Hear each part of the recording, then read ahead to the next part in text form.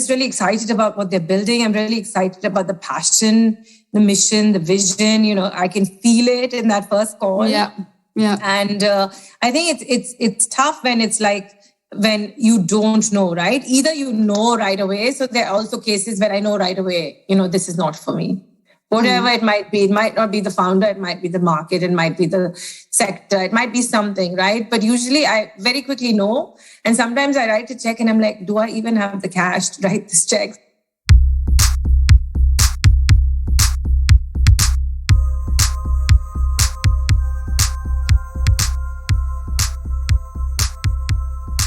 This is Female Business Angel Podcast. My name is Tina, and I'm here again today at the Scene Podcast Studio. Thank you, Scene, for having us. Today, I will be speaking to Deepali. I'm not going to try to pronounce her name because I will get it wrong, but she will tell us how it's pronounced properly. Deepali is an absolute force of nature. She doesn't really need a surname because she's the brand really in the UK when it comes to female business angel investing and female founder support. She does everything she does with a huge amount of passion and drive, and we couldn't be more thrilled to have her here. So thank you, Deepali, for being here. There we go. We're recording. And so Deepali, tell us about your life. Maybe first, tell us how to pronounce your name properly. I love that routine. Most people get it wrong. It's Deepali. It's after the Indian Festival of Lights, the Hindu Festival of Lights called Diwali. I was born on Diwali, so my parents took a shortcut and just called me Deepali. Rather, my aunt in India, the aunt really names you. And the last name is Nangia, which most people pronounce as Nangia, but it's incorrect. So it's Deepali Nangia. There you have it. Nice. So were you actually born in India? Yeah, born in India, lived there for 18 years, went to university in the States, went to work on Wall Street right after. Then on the growth equity side, then in the corporate world, getting very old now, Bettina, in the corporate world, really learning about the operational side of the business before really going freelance on my own. Great. And so how did you get into angel investing? When I left the city, I ran, helped the local government set up a credit union to tackle some of the high interest rate lending on the housing estates, on the social housing estates of North Kensington, where I was working essentially with women, teaching them about savings and how they could prevent payday lending and loan sharks. And at the end of that, when we set that up, we, one of the counselors asked me if I could help launch an angel syndicate, given my background in investing. So I helped launch an angel syndicate, which I ended up running for 4 years for the Kensington and Chelsea local council. And that's how I started. I got involved in the early stage ecosystem in London. And started helping female founders, really, because that was a topic very close to my heart. And started doing some small angel checks, but really also getting some advisory equity in return for the advice and the help that I was giving them on their pitch decks and their fundraisers. And until one day over a coffee, I met Sophia Bendz, and she came along and, she asked me, she said, we actually had a common investment, and therefore I had reached out to her because I wanted to get her thoughts on marketing for this portfolio company. And she asked me, she said, have you ever heard of the Atomico Angel program? And I hadn't. And 6 months later, she took a punt on me and said, I'd love for you to join the angel program. And that's when I really started doing, larger angel checks. They invited me to join for that 1 year. That was the first year of the pandemic, through which I did smaller checks because I wanted to I wanted to support more female founders who were struggling with fundraising during COVID. And then at the end of that year, they invited me back for another 2 years. Really, I actually owe her a lot because it's really what turbocharged my angel investing career. Yeah, amazing. So, I mean, it's one of the things that's so, incredible about you is that you're just so intrinsically driven by, I call it the female cause. Yeah. And I think this is something that we share. And because you started an angel group around that as well, right? Yeah. So I co-founded an angel community. So it's not a syndicate. Wanted to create a free angel community to create more female angel investors. And it's 4 of us. It's David, Ella, Kristen, and me got together. And we're about 300 angels now. 70% female, 30% men. The original intent was to create more angels in the ecosystem, because we kept running up against the same women when it came to angel investing, and wanted to create a platform where women could come together and learn from each other, invest with each other. And we wanted it to be inclusive of men, because they own so much of the capital. And we have some phenomenal male angels in the community who are investing a lot into our female founders. And on the other side, it's a marketplace concept, and we have female founders applying for capital. But again, it's not curated in the sense that anybody can apply through the website, but also the angels in the community can send forward female founders, and whoever wants to jump on the deal gets does the due diligence, invites other Almas, and that's how we invest. So that's Alma Angels. But really, my mission was my only real KPI that I measure myself with is to get more female founders funded. And I, as an individual, can only do so much, right? So to scale Alma made a lot of sense, to scale an individual activity and to create more people, more women who were doing the same as I was doing. And over the last 18 months, we've invested $4.5 million off of a free Slack community at great. Alma. Yeah. That's great. Yeah. That's so awesome. And I mean, it sounds to me like you really, for you, really, the angel investing was a really transformative step to take, right? Because you weren't in that scene so much before, right? 100% I wasn't. And, I did some small angel checks. I did some advisory. In fact, one of my second angel investment was a fintech company that went public earlier this year. So that was a personal investment I made. So really, I would say the last 3 years have been quite crucial in my angel investing journey, although I have been advising women for much longer in the ecosystem. But when I first started advising women, people were like, what are you doing? Where are these female founders? Not sure what you're trying to do here. But obviously that has changed a lot, even though funding is still hard. At least it's more topical now than when I started doing it. I have a son and a daughter, and I really would want equal opportunity for them as they grow. And I think we're very far away from that world right now. Yeah, absolutely. Are you seeing more female business angel appearing in the UK, also through initiatives like Alma? There are a few syndicates, right? So definitely there are a few syndicates who are, where there are women, maybe slightly older women also, who have capital investing. At Alma, you see women of all shapes, sizes, and ages, where, we have young women who are interested in learning about angel investing, and we have older women who already have the capital. So definitely we have created lots of new angel investors, at least Alma has, in the UK ecosystem. And I'm sure there are others who are doing it through a syndicate type activity. Yeah. I mean, because what we're seeing in our little microcosm in Berlin is so cool, just through creating more exchange, creating people a place for people to go to find out how to do it. It just makes such an impact, and we're seeing just so many more women getting into angel investing, and that's just also one of the reasons why we're doing this podcast, because we just see for them it really enriches their lives. 100%, not just for men, also not just women. I think also for men, we have some amazing male Almas who found an Alma family, which I absolutely love. But and I think it's also busting that myth, right? I think women have traditionally not invested because there's this myth that you need to be really wealthy to be able to angel invest. And to be honest, we've written much smaller checks from Alma as well. We've used a part of attorney structure where women have been able to, contribute smaller sums of money. And also breaking this myth that, breaking the old, not just a myth, but, deals getting done in this old boys club, and trying to change that and have more access to deal flow, and also good access to good deal flow. Through we have some amazing VCs who are investing and as angels as well, and they bring in deals to Alma, such as Eileen, at Passion Capital. She'll bring a deal in that she's investing in a female founder, and she'll bring it in, and she'll say, I would love to open this up for Almas. Yeah. That's really that's so cool to work together with the funds as well to bring the angel side to the deals. I mean, because this is something that we're seeing a lot now, because the VCs move so fast now that sometimes there haven't been any angels in the deals so fast. So then they have their term sheet from the VC, and then they go out and get the angels to fill up the round and get the expertise in. Yeah, definitely. And I also get calls, by the way, from VCs now who say, we'd love to have, the founder wants a more diverse cap table. Yeah. Can you send us your female angels? Yeah. I mean, that's also why we're doing our fund, because it's just, there is that, and people do ask for it. And I think it's, for anyone that wants to get involved, it's a cool opportunity right now. And I think you need to like position yourself pretty clearly on who you are and what you can do.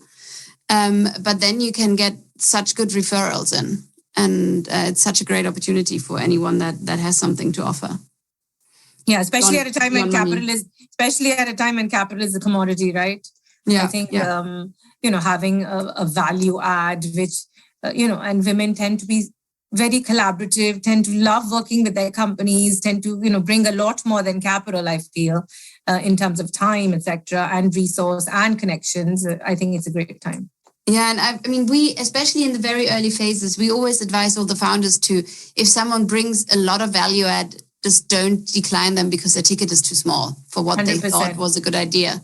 And I think people are really cottoning onto that. So for a while, I feel there were so many that said, "Oh, I won't take any tickets under 50,000." But that's people are understanding that it's more about the value add, especially in these early phases, and that it's really worth taking small tickets.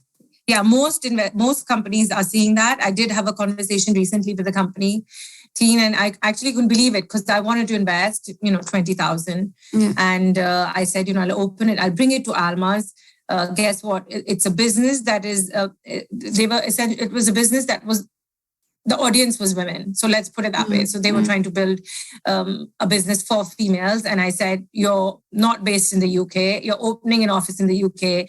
Our community is amazing when it comes to, value add angels and females, which is your audience. And I'll put in 20K and let's open it up and bring it to Alma. And, we can do a power of attorney structure and get to your minimum check size. I think it was like 100K or something, or 50K. I can't remember, but they weren't open to it at all. And I just couldn't understand it. I was just and the fact that they don't have a UK office and want to open a UK office. Yeah. So I think this is also like a piece of advice, if you, for founders that might be listening, but also like to future business angels, you just need to pitch your value add, and then in most cases you will get taken. And if you don't, you don't. Okay. Yeah. But I really think it's just I just think angels are so cool because for founders, because even if they only do a small check, they still will work for free. 100%. And it's not work. And it's not work that you measure in time. It's work that you manage in opening up their networks and their brains for you. So I just think it's such a I'm so happy that more and more founders are taking really small tickets. I even just saw a deal. We had a deal in our angel portfolio, and they just even at a 50 million valuation, they still took one angel in that I think put in like 5,000. Yeah. And I was so happy to see that, because I think it's just it was a really good move on their side, even though a lot of people would say, like, why would you do that? So and then the other thing is angels not getting pro ratas, by the way. That's the other thing. I've also turned down a deal in the past where they wanted me in there. I was the only angel that they were bringing in, and then they weren't giving me any pro rata rights. So I said, I'm sorry, but I won't do this. Yeah, I guess that's actually another point. I think in general, like this is something, like when I check a contract, when I jump in on a deal and I check a contract, the first thing I check is I search for the lead investor's name in the contract and make sure that they don't get any special rights. Yeah. The lead does usually get some special rights, but yes, I'm fighting for those rights for myself as well. Yeah. But at least pro rata, because these are long dated investments, and it could be 6 years, it could be 7 years. And do I really want 20K stuck in a company if I can't invest as a follower, or no? Especially if it's doing well? I would want that right? And I just don't understand why certain companies just don't do that. Yeah.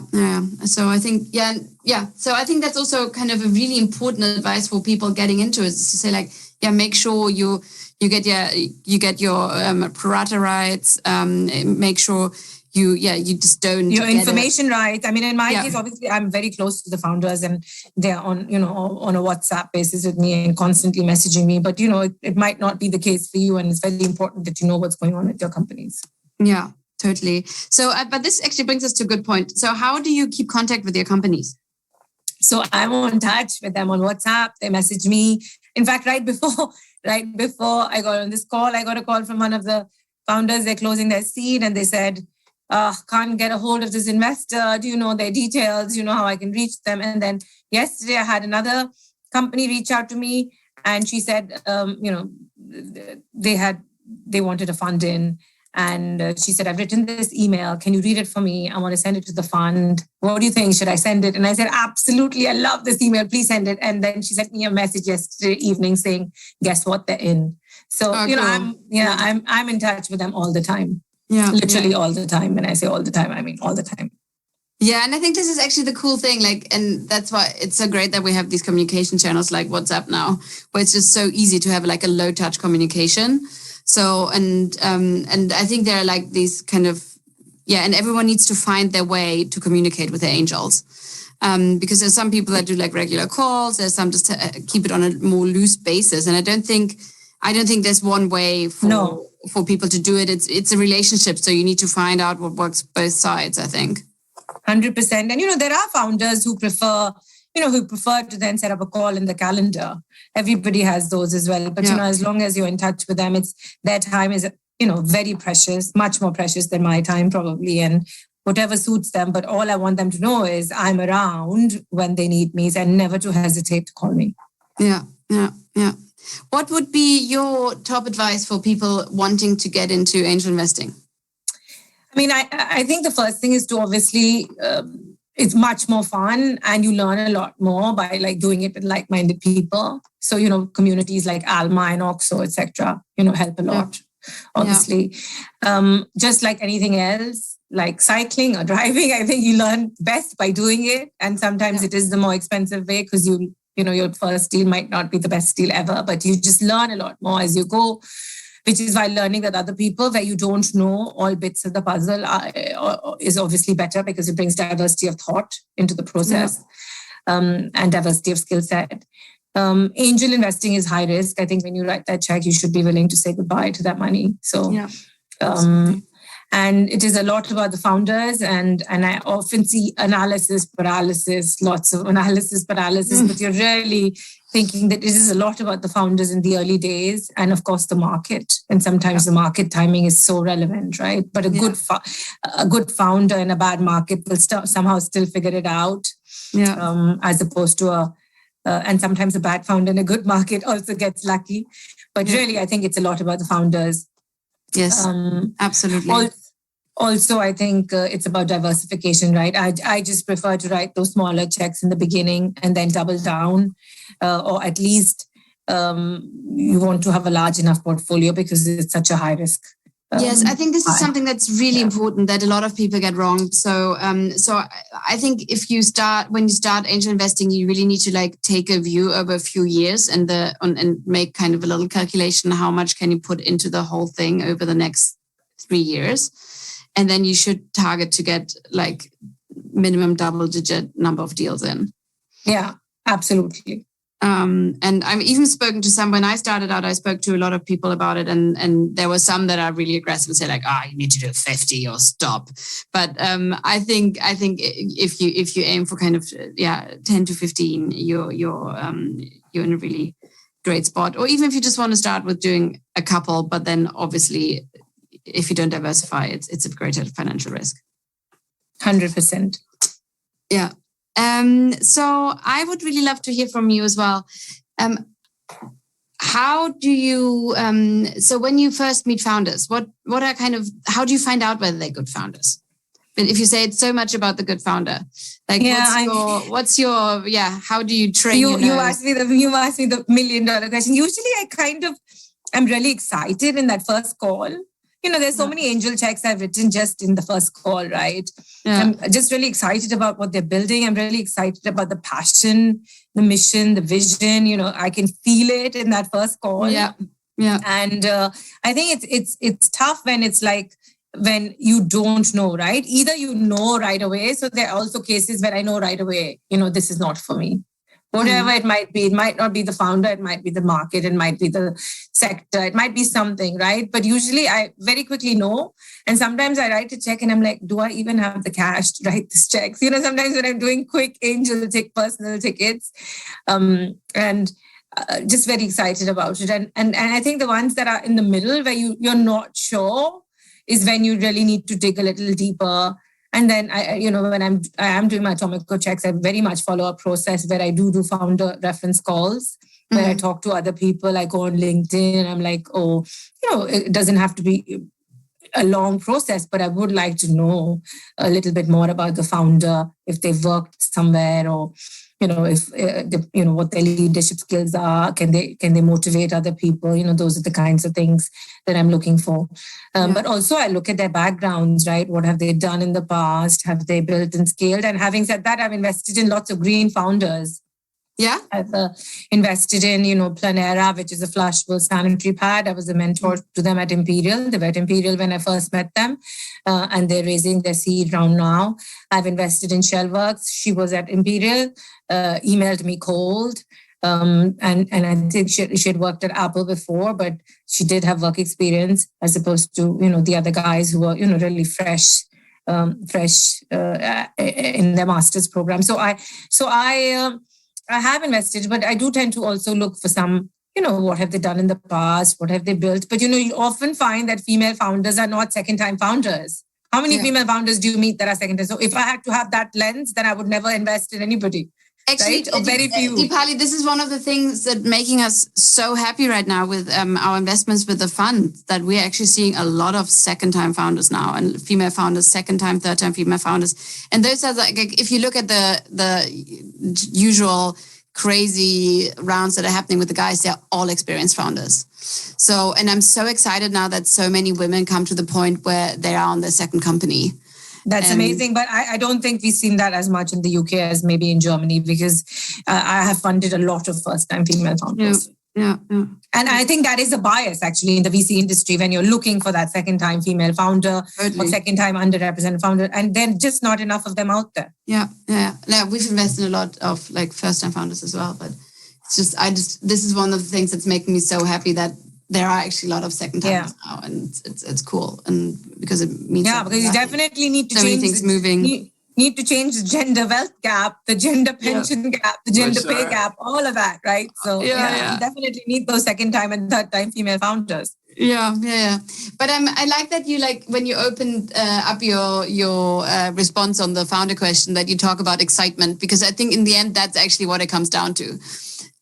So we have like this one sanity check where one of my sanity checks is like, if I wake up after I had the first call, and if I wake up the next day and I don't in the first like half an hour think about the company, then it's probably not. That means you're not excited. 100%. Yeah. That means, you sleep over it, especially the ones that are in the middle. I sleep over them and I'm like, if in a few days I'm really not that excited, and I'm like, I don't think about them as much. It's not meant to be. But, I do also look when there are metrics. I look at metrics. I'm talking about founders. I've invested in 2 founders this year that actually have nothing. They were really sole founders, pre-product, pre-revenue, pre-anything, right? So in that case, it is a lot about the founders. But once you have a product or an MVP, then I will look at the metrics and I will do some more work around it, as opposed to just saying that, I'm just going to look at the founders. Yeah. What are what would you say have been your biggest sort of mistakes that you would like to spare others from making? Gosh, so I'm sure I have a huge anti-portfolio too. I'm sure there are lots of mistakes and I still don't know, right? Because I'm still learning. But I think it's never rush to do the first deal. Even though you learn by doing, I think the first one, I really think I never had an Alma, right? When I started doing it, I was doing it on my own. I used my husband as a substitute for Alma. When it came to fintech, we look at a lot of fintech and short-tech things together. But I would love to have people around me, and I would really highly recommend you, join a community like that, because it's hugely beneficial. I was on an Alma call, I think 3 weeks ago. It was a health business we were looking at, and there were 15 female Almas on the call, and they were all health experts bringing in like different, from different parts of health. And I was like, this is so powerful, because the questions were amazing. And I was like, I would never be able to come up with those questions on my own. And, it's an amazing learning experience as well. Yeah, this is one of the things that's so fun when you do DD with other people and you're like, whoa, that's a good question. Exactly. Exactly. The question that you would never think of is usually the best. Yeah. And that's the most interesting thing about angel investing is, right, that you're always learning. You're always trying to learn about new industries, new business ideas, always trying to play catch up with the entrepreneur.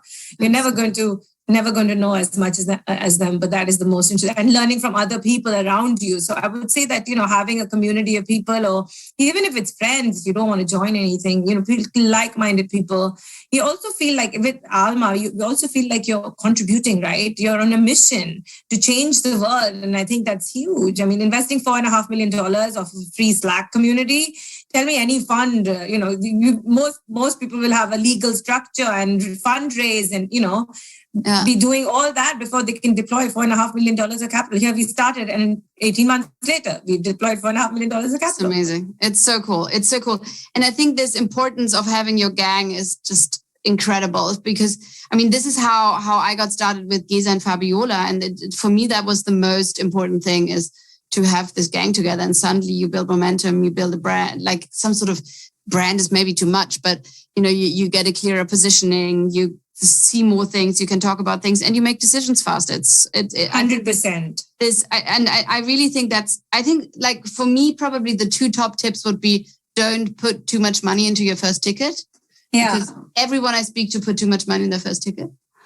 And the other one is this kind of get yourself a gang and get going and build a community. Because this is also like the coolest thing about it, is that you get to meet so many people and talk about interesting subjects. And it's such a great way and also make friends along the way. Yeah. Now I feel like when I come to Germany, I have so many friends, all of you. Like I just met you guys through, angel journeys, and I met Georgie, and I met Katya, and I met you ladies. And now I have like so many women, and I feel like I go to all these amazing cities, and they're all these friends of mine who are angels essentially, that I met in other cities. Yes, it's really cool. It's really cool. And we actually I talked about it with someone today, and we were talking about the dinners that we used to do with the evangelistas before Corona. And we said they were actually the nicest female networking events, because it was all women that usually don't go to female networking events. Exactly. But there we suddenly were at a female networking event, but we really, really enjoyed it. It was the best one. So I think that's, But maybe that's actually like nice note to end it on. Maybe can you share, one of your favorite anecdotes from your angel journey? Do you have any nice, funny, lightning anecdotes? Oh gosh, my angel journey. I will say that there was a really funny email we got at Alma. It was like one of the craziest emails of the pitches. We get so much stuff in Alma, and I tweeted about this, and I was like, we got a pitch from like two guys, right, who wrote to us and said, we want to pitch this to the Alma community. And I was like, I wrote back and I said, this is only for like female or mixed teams, this community. And he wrote me back and he said, I'm male, but my favorite sex is female. And I wonder if that qualifies me. Sorry to say this. And I was like, did you really write that? I mean, I'm just amazed. I thought it's really, of course, it's funny, but it's also ridiculous that somebody would write that. Yeah. So sorry, I had to share that story because I thought it was quite funny, but I think completely, anyways, annoying as well. But yeah, I did tweet about it. But, so many amazing founders that I've met. And, they become friends now, and we talk about lots of things, and home and family and being a working mother. And, really, I feel it's one of the most, I think it is now synonymous with me, angel investing. It is become a part of me, and I've become a part of it. And I love that. Yeah, that's so nice. So nice. And Deepali, you really give your whole heart. And this is, I think, what everyone that works with you sees, and anyone that you advise and that, is in touch with you in a professional capacity. It just really, we feel that it's, you're in there with your whole heart and your whole self. And it's just a really lovely gift to everyone that gets in touch with you. Thank you. And thank you so much for having me. And thank you for your friendship. Thank you, Deepali. Okay.